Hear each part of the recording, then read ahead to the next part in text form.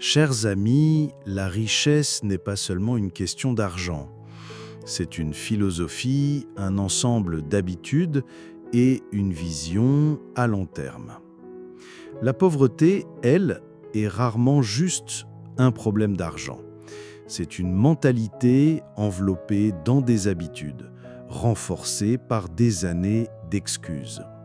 On peut tout prendre à un penseur riche, il trouvera un moyen de tout récupérer. Mais donner une fortune à un penseur pauvre et elle s'évanouira comme de la fumée par jour de grand vent. Pourquoi ? Parce que l'argent ne reste pas là où il n'est pas respecté. Et la pauvreté ne quitte pas les endroits où elle se sent chez elle. La grande tragédie n'est pas de commencer pauvre. C'est ainsi que la plupart d'entre nous débutent. La tragédie, c'est d'y rester, génération après génération, parce que personne ne nous a enseigné que la première monnaie n'est pas l'euro, mais la discipline. La seconde est la conscience, et la troisième, la responsabilité. Aujourd'hui, je veux vous parler non pas de pourquoi les gens restent pauvres, mais comment vous pouvez y remédier. Pas avec de la magie, mais avec une mentalité, des habitudes et des choix. Parce que la pauvreté commence dans l'esprit. Corrigez la pensée et les finances suivront. Commençons. Sculptez votre vision, le plan de votre avenir. Laissez-moi vous dire une vérité profonde. Si vous n'avez pas de vision claire pour votre vie, vous vivez déjà, sans le savoir, dans celle de quelqu'un d'autre. Et le plus souvent, les personnes pour qui vous travaillez en avaient une. Elles l'ont écrite, elles l'ont construite brique par brique, pensée après pensée. La grande tragédie, c'est que la plupart des gens dérivent, se réveillent chaque matin non pas pour construire, mais pour réagir, non pas pour avancer, mais pour survivre. C'est le poison silencieux de la pauvreté. Pas de plan, pas d'image, pas de chemin. La vision n'est pas seulement de voir l'avenir, c'est de le créer. C'est regarder 5 ans, 10 ans en avant et dire « voici qui je deviendrai ». Voici ce que je gagnerai, voici ce que je donnerai, et voici la vie que je construirai. La plupart des gens ne font jamais cela. Ils sont trop occupés à éteindre les feux quotidiens pour s'asseoir et allumer une flamme à long terme. Mais si vous voulez devenir vraiment riche, pas seulement d'argent, mais de liberté d'esprit, vous devez concevoir cette vie à l'avance. Prenez un stylo et une feuille. Écrivez votre vision de richesse à 5 ans, puis à 10 ans. Soyez précis sur les montants, les objectifs de dons, le style de vie. Plus votre image est vivante, plus votre subconscient travaillera à la rendre réelle. La maîtrise financière. Vivre avec intention. La règle des 70%. La plupart des gens ne font pas faillite parce qu'ils ne gagnent pas assez, mais parce qu'ils dépensent plus qu'ils ne gagnent. Gagner de l'argent n'est que la moitié de l'équation. Le conserver, le faire fructifier et l'utiliser judicieusement, c'est là que réside la vraie différence. La tragédie est que tant de personnes sont prises au piège de vouloir paraître riches avant de l'être réellement. Elles dépensent l'argent qu'elles n'ont pas pour impressionner des gens qu'elles ne connaissent même pas, puis se demandent pourquoi leur compte bancaire est vide. Les dépenses excessives sont un tueur silencieux. Elles vous saignent à petit feu, mois après mois, année après année. La mort financière ne vient pas avec fracas, elle vient goutte à goutte. Laissez-moi partager une philosophie simple qui a tout changé pour moi. Vivez avec 70% de ce que vous gagnez. Les 30% restants, répartissez-les judicieusement. Épargnez 10%, investissez 10% et donnez 10%. La générosité façonne votre cœur et un cœur généreux prend de meilleures décisions financières. Un budget n'est pas une question de restriction, c'est une question d'intention. C'est dire oui aux bonnes choses. Suivez chaque euro qui entre et sort. Le moment où vous cessez de laisser l'argent vous contrôler et que vous commencez à lui dire quoi faire, vous passez de la survie à la construction. L'apprentissage incessant est votre capital le plus précieux. L'une des plus grandes erreurs que je vois les gens faire, c'est d'arrêter d'apprendre dès qu'ils sortent de l'école, comme si un diplôme marquait la fin de la croissance. Mais votre revenu a-t-il déjà dépassé votre développement personnel ? Pour la plupart des gens, la réponse est non, car le revenu ne croît pas dans le vide. Il croît en proportion de qui vous devenez. Les emplois vous payent pour ce que vous faites, mais la vraie richesse vous paye pour qui vous devenez.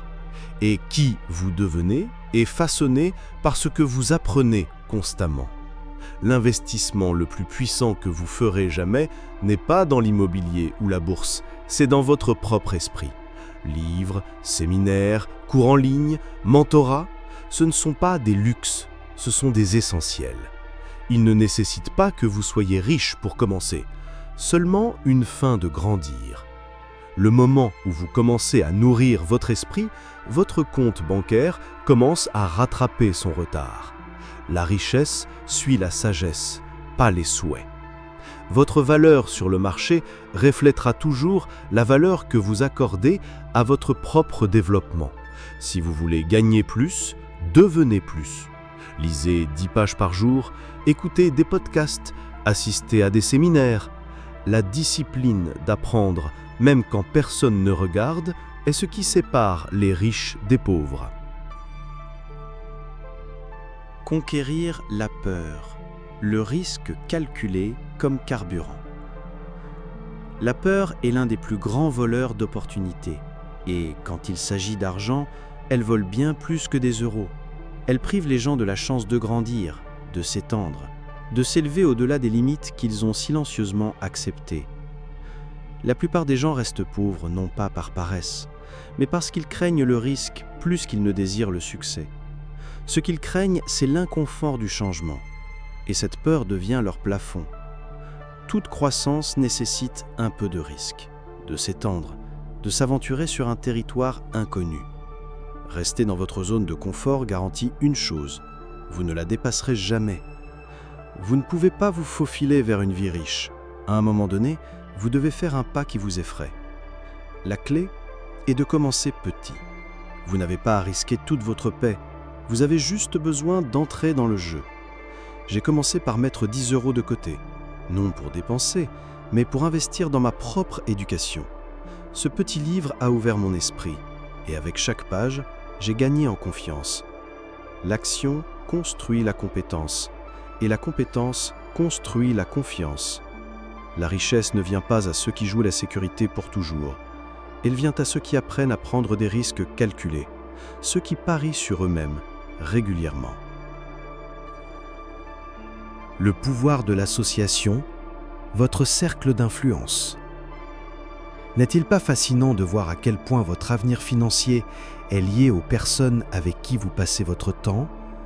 Vous n'êtes pas seulement façonné par ce que vous lisez ou apprenez, mais profondément par ce que vous laissez entrer dans votre orbite quotidienne. Si vous êtes entouré de mauvaises personnes, celles qui tirent vers le bas votre ambition au lieu de l'élever, le progrès ressemble à essayer de courir avec des poids aux chevilles. Les personnes qui pensent petit ne veulent pas plus parce qu'elles ne croient pas que plus soit même possible. Leur conversation est remplie de limitations. Si vous restez assez longtemps dans cette mentalité, elle deviendra la vôtre par défaut. Tout a commencé à changer pour moi quand j'ai changé les personnes que j'écoutais. Les personnes qui réussissent posent de meilleures questions. Elles parlent de comment générer plus, comment construire des entreprises, comment investir en elles-mêmes et multiplier leur valeur sur le marché. Votre avenir ne dépend pas seulement de votre mentalité, il dépend de la mentalité des personnes que vous autorisez à vous influencer. La chose la plus coûteuse dans votre vie n'est pas ce sur quoi vous dépensez de l'argent, c'est ce que votre environnement vous coûte en croyance, en ambition et en courage. Auditez vos influences. Si vous ne trouvez pas localement des personnes qui pensent plus grand, prenez un livre, écoutez un podcast, rejoignez un groupe en ligne. ayez de meilleures voix dans votre tête. Les multiples flux de revenus, la liberté multipliée. La plupart des gens s'arrêtent au premier flux de revenus et c'est le piège. Une seule source, une dépendance. Cela peut suffire pour survivre, mais ce n'est pas ainsi que la richesse se construit. Si tout votre oxygène financier vient d'un seul endroit, que se passe-t-il quand ce flux se tarit? Vous n'êtes pas juste fauché, vous êtes à bout de souffle. Un bon emploi peut être un merveilleux point de départ, mais il ne devrait jamais être la destination finale. Le moment où vous vous fiez à un seul flux, vous mettez un plafond à votre potentiel et un verrou sur votre liberté financière. La richesse ne se construit pas sur l'accumulation seule, elle se construit sur la multiplication. Non pas en empilant plus d'heures dans le même travail, mais en utilisant votre temps et vos compétences pour ouvrir de nouvelles portes de revenus. Vous avez plus en vous qu'un seul titre ou un seul rôle. Vous avez des atouts cachés, vos connaissances, vos compétences, votre expérience, votre histoire. Le monde paye généreusement les personnes qui savent comment emballer la valeur et la livrer encore et encore sous différentes formes. Ne gaspillez pas vos heures libres. Au lieu de regarder la télévision, créez, proposez, construisez. L'objectif n'est pas d'être occupé, mais d'être productif de plusieurs manières. Multipliez les flux, multipliez la résilience. La discipline de l'argent, le gardien de votre richesse. La discipline est le fondement de tout succès. Et nulle part cela n'est plus vrai que dans le domaine de l'argent. Vous pouvez avoir de grands rêves, de forts désirs, même un revenu important, mais si vous manquez de discipline, tout glisse entre vos doigts. Le problème n'est pas que les gens ne gagnent pas d'argent, c'est qu'ils ne le gèrent pas. Les dépenses impulsives, les achats émotionnels, oublier où l'argent est allé, ce sont des voleurs silencieux qui prennent peu à peu, jour après jour, jusqu'à ce que tout le potentiel se soit évanoui. La discipline financière n'est pas une question de privation, c'est une question de direction. Il ne s'agit pas de dire non à tout, mais de dire oui aux bonnes choses. Les riches dépensent avec intention et épargnent avec un plan. Traitez l'argent avec le même respect que votre temps. Suivez chaque euro. Établissez des habitudes financières comme des routines matinales. Chaque semaine, revoyez vos chiffres. Est-ce que je me suis rapproché de mes objectifs ou est-ce que je m'en suis éloigné? On ne dérive pas vers la richesse, on dérive vers la dette. La richesse nécessite un pilotage.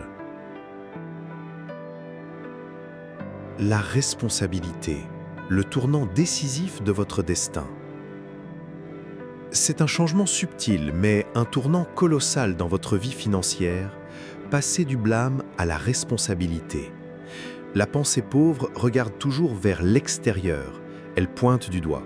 C'est l'économie, ce sont les impôts, c'est mon patron, c'est comment j'ai été élevé. Bien que ces choses puissent avoir un impact, elles n'ont pas à déterminer votre résultat, à moins que vous ne le permettiez. Le moment où vous laissez la décision de quelqu'un d'autre déterminer votre destin, vous avez rendu les clés de votre avenir. Quand vous prenez possession de votre résultat, même ceux qui n'étaient pas de votre faute, vous commencez à reprendre le contrôle de votre vie. Le blâme est une zone de confort. Il vous donne un endroit pour vous cacher de la vérité. Mais la propriété est une zone de croissance. Elle remet l'avenir dans vos mains. Les riches n'attendent pas que les circonstances s'améliorent.